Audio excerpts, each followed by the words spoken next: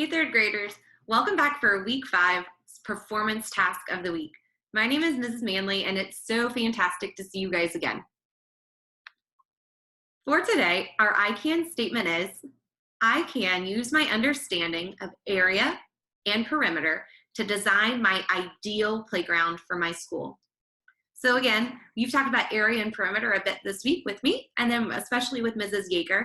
So as you remember, we're talking about area, we're talking about the measure of space inside a shape, and we talk in square units. And when we talk about perimeter, we're talking about the distance around a shape. So today you're going to use that understanding to design, to create your ideal playground. And when I say ideal, I mean like your dream playground.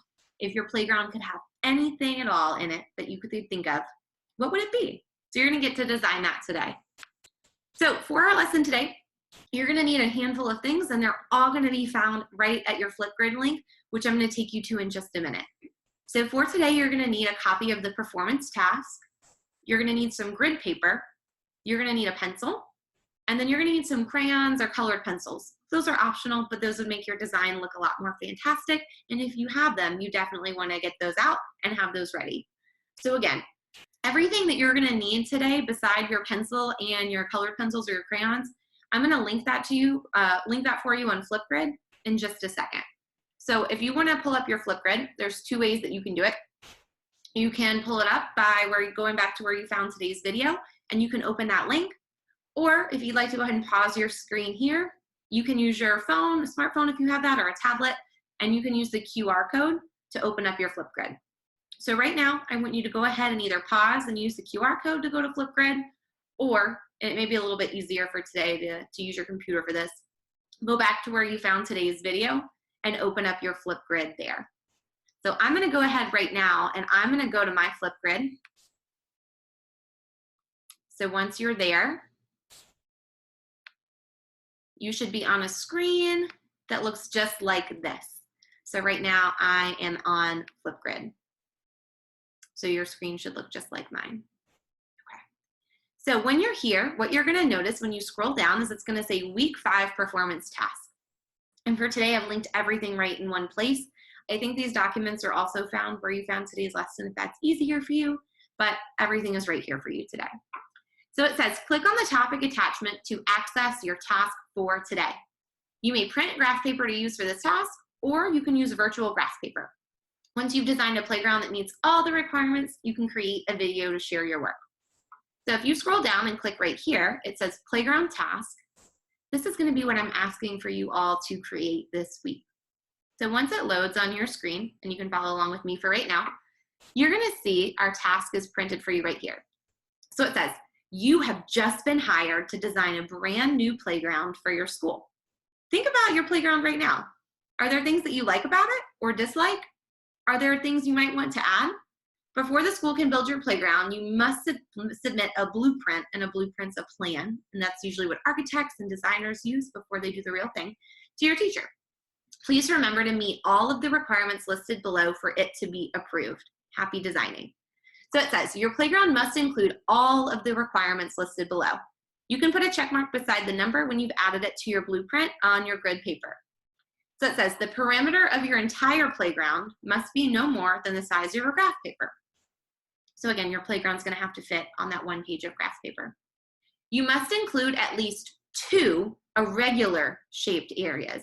So that means not just a regular square or a regular rectangle. Think about how you can be creative and have a polygon that maybe has 5 sides.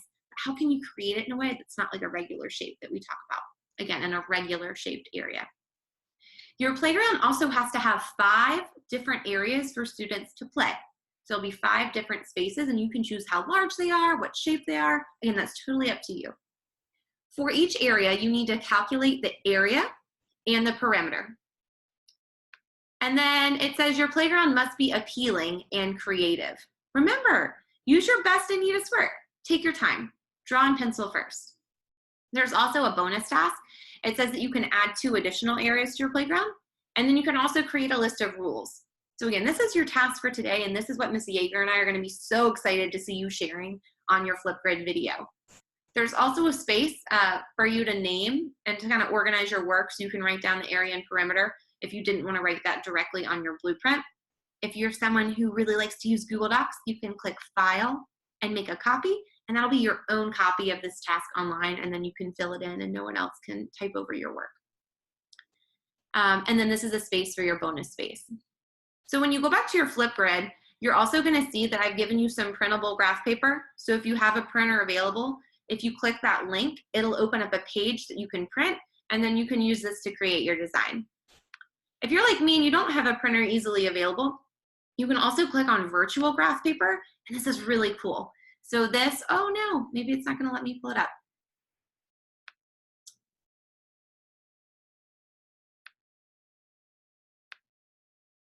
And then I can visit it. There we go. If that happens to you, you can still pull yours up. And it will look like this. So once you get there, you can draw your lines by clicking and holding down.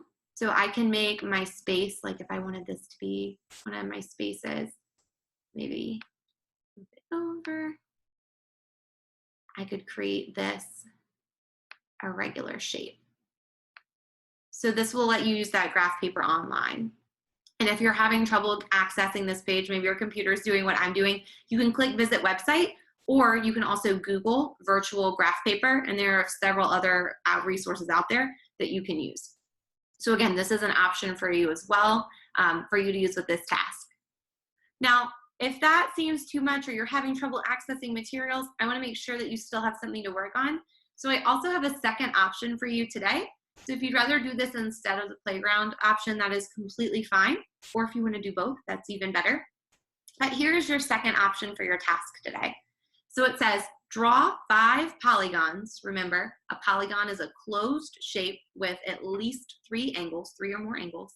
And it says to draw 5 polygons with a perimeter of 12 units.